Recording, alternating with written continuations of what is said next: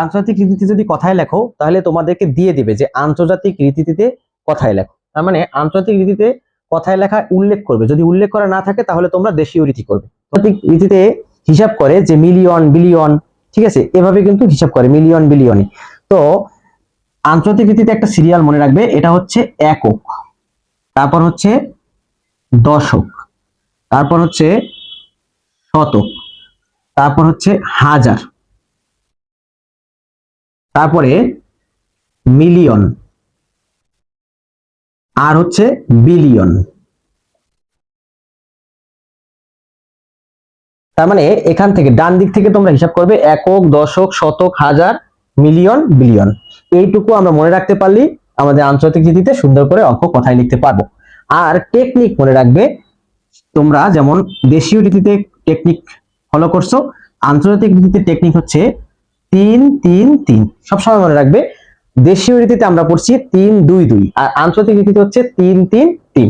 তাহলে আর আমাদের কোনো কিছু দরকার হবে না। তো দেখো এই একক, দশক, শতক এরা কিন্তু দেশীয় রীতির মতো ঠিক আছে, হাজার পর্যন্ত ঠিক আছে, কিন্তু মিলিয়ন আর বিলিয়নে গিয়ে আমাদের কিন্তু এখানে হিসাবটা অন্যরকম।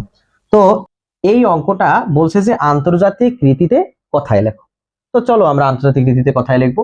ডান দিকের যে অঙ্কটা আছে, ডান দিকের এই সংখ্যাটায় সর্বশেষ যে অঙ্কটা আছে সেটাকে আমরা এই এককের ঘরে বসাবো। তারপরে হচ্ছে এই 8 হচ্ছে দশকের ঘরে বসাবো, তারপরে হচ্ছে এই 7। কিন্তু এরপরে দেখো এখানে হচ্ছে 45 আছে।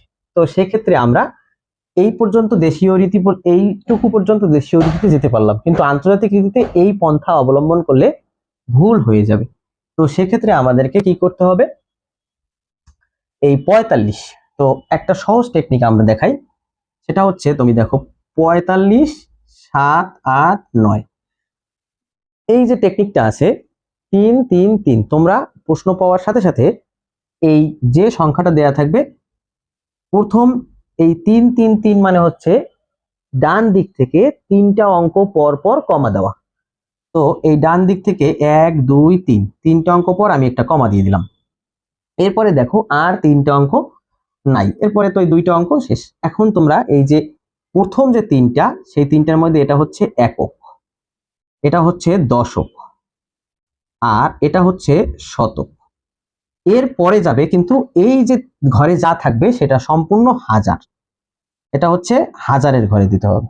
এটা হচ্ছে আন্তর্জাতিক পদ্ধতিতে এই ঘরে যা থাকবে সব হাজারে আসবে। তো সেক্ষেত্রে আমরা এটাকে লিখতে পারি 45,000, 45,789,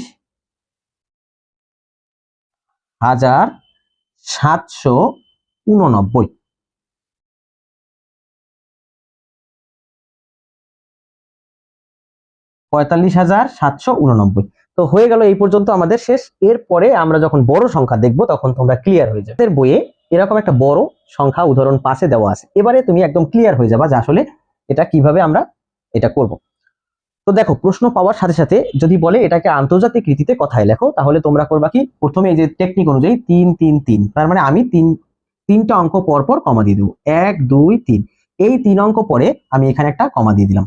আবার 1, 2, 3, এই 3 অঙ্ক পরে আমি একটা কমা দিয়ে দিলাম। 1, 2, 3 সবগুলো কিন্তু এখানে কোনো 3, 2, 2 না, এখানে 3, 3, 3, এই পর্যন্ত আমরা আসলাম। তারপর 1, 2, 3, এপাশে আর কোনো অঙ্ক নাই। এই যে কমাটা দিয়ে দিছো না, এখন তুমি দেখো এইটাকে ধরবা একক। আমি প্রথমেই বলছি যে একক, এটা হচ্ছে দশক, এটা হচ্ছে শতক, এই পর্যন্ত ঠিক আছে। এই টোটাল ঘরটায় এই যে 3টা সংখ্যা আছে, এই যে 3টা অঙ্ক আছে, এই টোটালটা হচ্ছে হাজার। আবার এই যে এরপরে হাজারের পরের ইয়াটা কি, মিলিয়ন, তার মানে এই যে 340 দেখা যাচ্ছে, এটা টোটালটা হচ্ছে মিলিয়ন। এরপরে এইখানে যে 204 দেখা যাচ্ছে, এটা হচ্ছে বিলিয়ন। তার মানে আমাদেরকে এখন এটা সলভ করলে কি দাঁড়াইলো দেখো, 204, এই 204 বিলিয়ন যা আছে সেটা লিখে দিতে হবে আন্তর্জাতিক রীতিতে। 204 বিলিয়ন,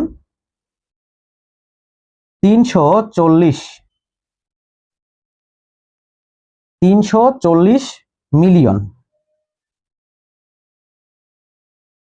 340 মিলিয়ন 432,000।